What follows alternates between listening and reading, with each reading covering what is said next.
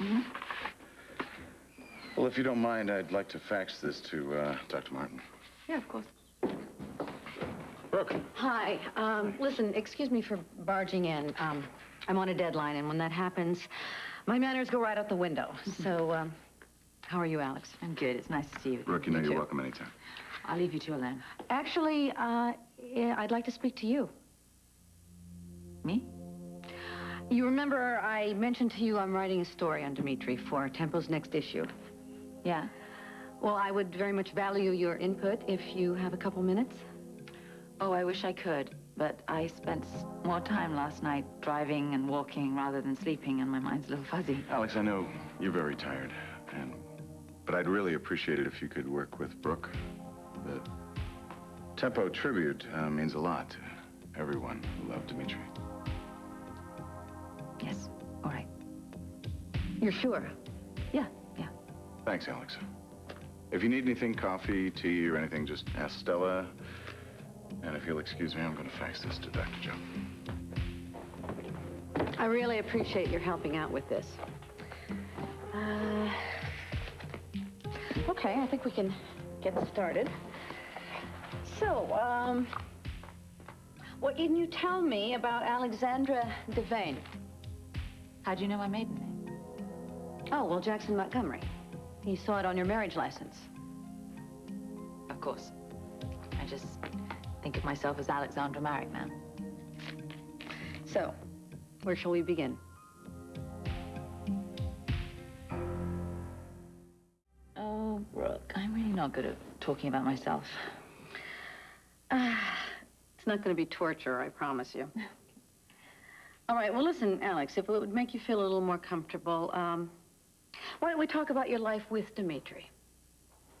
Good, yes, right. So how did you and Dimitri meet?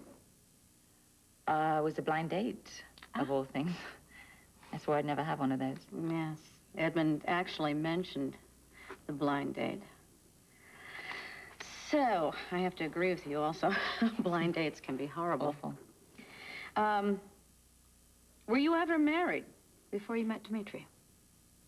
He was the love of my life. In other words, you hit it off immediately? It was love at first sight? I think that we just both realized we shared so many interests together.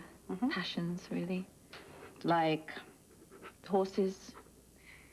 I was hoping maybe I could get to ride Maximilian today. I wanted to ask you one thing. Had you made plans to settle here in Pine Valley? Nothing was really settled. Another thing, I realize I don't know anything about your career. What do you do? Oh, recently I have been helping my mother to develop a line of software for internet appliances. Aha. So a computer whiz. No. That's strictly my mother's department. She lives the life of the mind, you know, as you say. She has very little patience for such trivialities as being paid for her genius, or eating, for that matter. That's where I come in. Sounds like quite a character, your mother. Yeah, she is. Great. You know, I need a pen. I've just run out with this one. You excuse me for 1 second? I have to meet her. Well, don't be surprised if she just gives you a pat on the back and makes you a cup of tea. Honestly, she lives in another realm, my mother. Up there with Einstein and Heisenberg and Fermi. And Gates. No, that's all recreational to her. It's not what really matters. What does really matter? You do. You matter. And if we're dreaming? Say dream on. A child with you.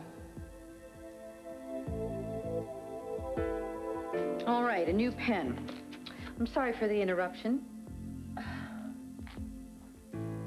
Alex.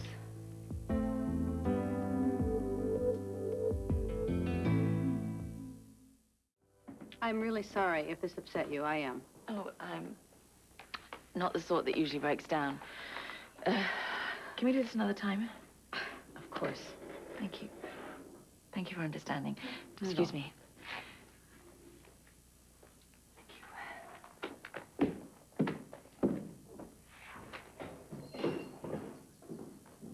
You know, she really is a lovely person. I think she's suffering, too, because of Dimitri's death. How'd the interview go? Oh, well, you know, what there was of it. You know, they met on a blind date. Her mother's a computer whiz. They, you know, both loved riding horses. That was one of their passions. That's it? What did Alex say about herself? Well, not a lot of information. I mean, she answered my questions, but not a lot of information. She seems to have a talent for that. You know, I'd love to speak to her again, but I'm on this deadline, and, you know, if I don't get this done, I'm not going to get the story on Dimitri in the next issue. You know, there is a way to get the info you need for your article without Alex's input. What are you saying, unidentified sources? This feels very underhanded. Brooke, we do this kind of research all the time. No, we don't. Not when it's with people that we're involved with personally. Brooke, you're a reporter on a deadline. This is a legitimate tool when the direct route is unavailable. Oh, well, thank you for giving me the excuse that I need. I still feel sleazy. That's weird. Yeah. Series of articles on Alexander Devane, but access has been denied. I've never had that happen before. The articles are a matter of public record, but it's going to take a little legwork, a little bit of time to get these, kind of obscure articles. Great. Time I don't have a lot of.